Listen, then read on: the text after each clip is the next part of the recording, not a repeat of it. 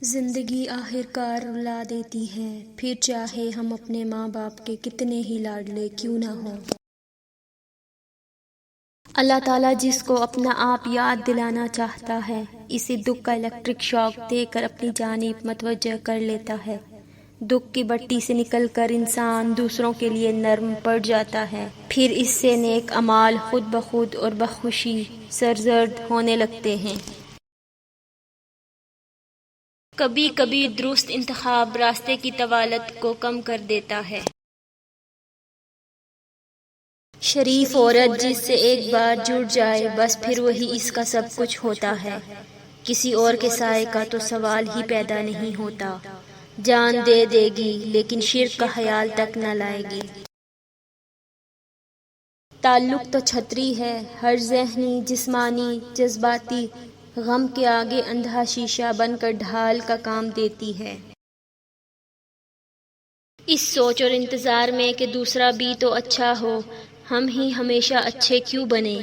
یقین کریں کہ دوسروں کے اچھے ہونے کے انتظار میں ہم اچھا وقت اور اچھائی کا موقع کھو دیتے ہیں۔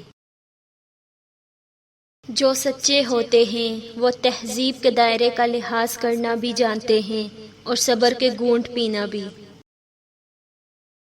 مکافات عمل کا سلسلہ بہت وسیع ہے، یہ نسل در نسل چلتا ہے۔ اس کا ذمہ اللہ تعالیٰ نے خود لیا ہے اور اس میں کسی کا آپ کے ساتھ کیے گئے ظلم و ستم کا نتیجہ ہوتا ہے اور وقت نہیں لگتا بازی پلٹنے میں۔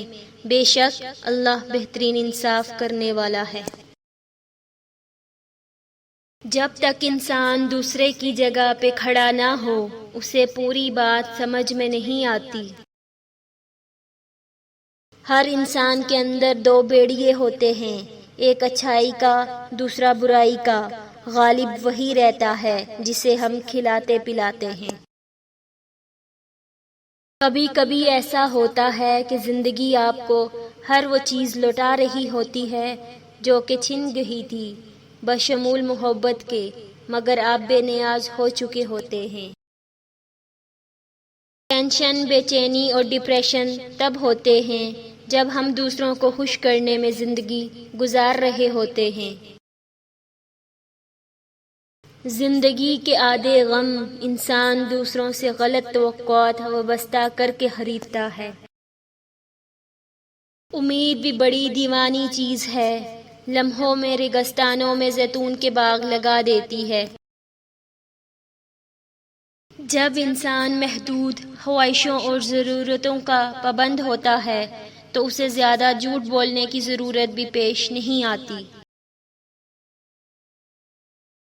مانگی ہوئی محبت کا مزہ بگڑی ہوئی شراب جیسا ہوتا ہے۔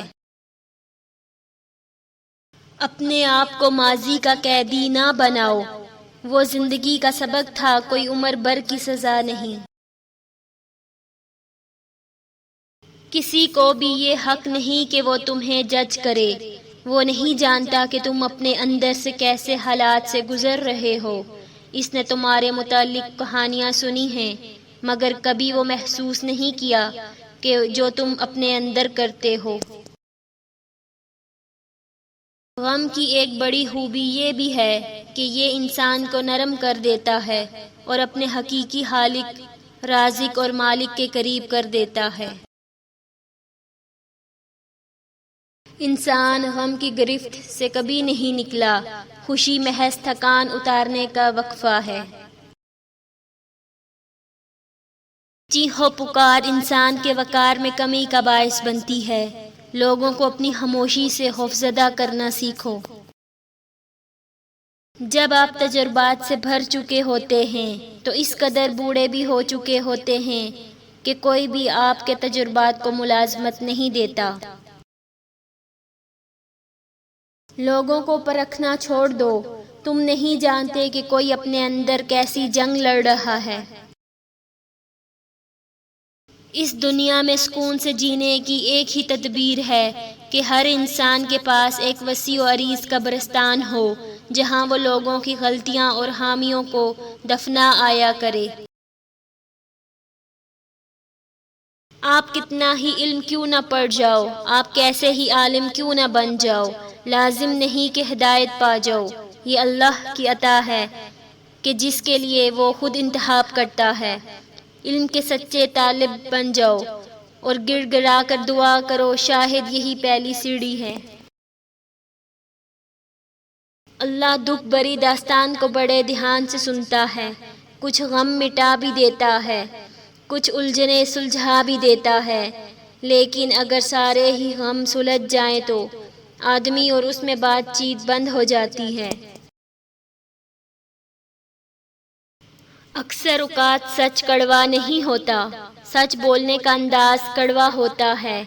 ہم سچ بولنے کے ساتھ ساتھ دراصل دوسروں کو بھی ذلیل کر رہے ہوتے ہیں اور توقعات رکھتے ہیں کہ ہمارا ذلیل کرنے کی حرکت کو صرف سچ ہی سمجھا جائے۔